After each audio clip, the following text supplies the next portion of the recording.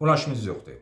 Bir də ağıl vardır ki, varlıq aləminin qayda-qanunlarını o ölçülmür. Biz deyirik, mənim məntiqimə deyirik yox. Sənin məntiqin həmişə getmir. Mənim ağlıma deyirik yox, başa düşürəm, ağıllısan. Amma elə şeylər var ki, ağlımızdan xaricdir. Bax, fiqh da o üçündür. Bizə hər şey gələ burada təyinlə, qayda-qanun deyirik yox. Çünki hər ağıl eyni səviyyədə deyil. Sən belə o eləncə eləyəcək. O üçün Quran var. Məsələn, bizim konstitusiyamızda ölkəmizdə, düzdür, Bakıda bir konstitusiya, Şəkidə bir konstitusiya, Naxçıvanda bir konstitusiya, Gəncədə bir konstitusiya var. Fərqlidir yox. Eyni zonaya aid olduğu üçün eyni qayda-qanunlar var. Hətta başqa ölkələrdə belə beynəlxalq qayda-qanunlar var. O ölkənin bu ölkə arasında qayda-qanun imzalanır. Məsələn, bizim qanunumuz eynidir. Məsələn, sənin vətəndaşın burada bir şey cinayət törətsə, necə olacaq o? Mən artıq gedirəm hüquq elm fakültəsinə. Məsələn, bir insan başqa ölkədə yaşayır, amma vətəndaş öz ölkəsində. Orada cinayət edir. Hansı ölkənin qanunu əsasında orada cəza veriləcək? Yaşadığı ölkəyə görə yoxsa vətəndaşa olduğu ölkəyə görə o qanun tətbiq olunacaq. Bu hamısı hüquq elminə aiddir.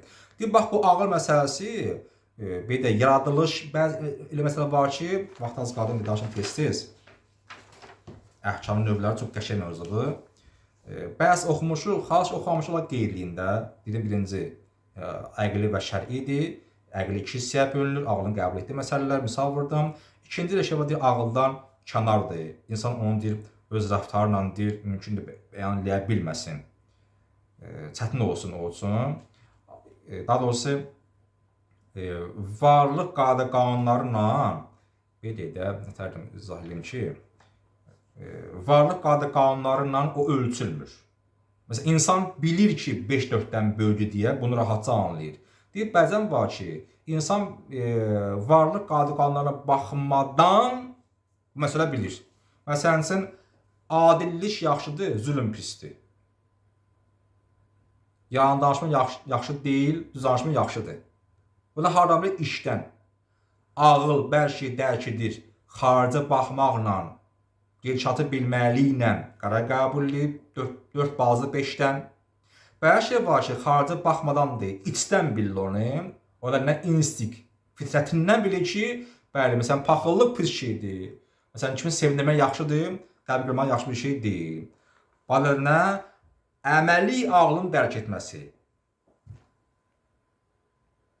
Ki, bu da burada məqsəd, deməli, ağlın hökmlərindən əmələ gələn hökmlərdir ki, bu əməli ağlın hökmləridir, nəinki nəzəri ağlın hökmləri. Burada artıq insan içdən bunu rahatca anlaya bilir.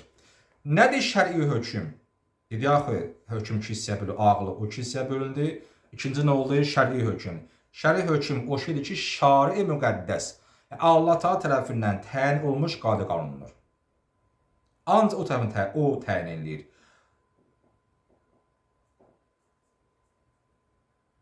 Əgər Allah onu təyin etməsəydi, insan dərk edə bilməzdi.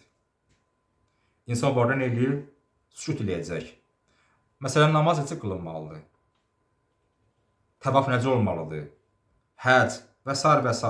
Şari müqəddəs bəyan eləməsə, ağıl onu dərk eləyə bilmir.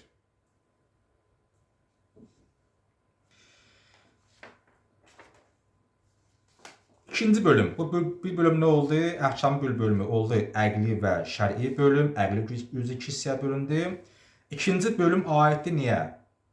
İqtizai. İqtizai oxumuşuq biz təklifi hökm. Vacib və haram müstəhab hökm var. O adlarına həm iqtizai, həm də təklifi. İki adı var. Oxumuşuq bunu. Bir var təxyiri, seçirsən, cümlə olsa zöhür. Bir var vəz'i, qərar verilir, evlilikdir, boşanmaqdır. Bunlar var olan hökmlər.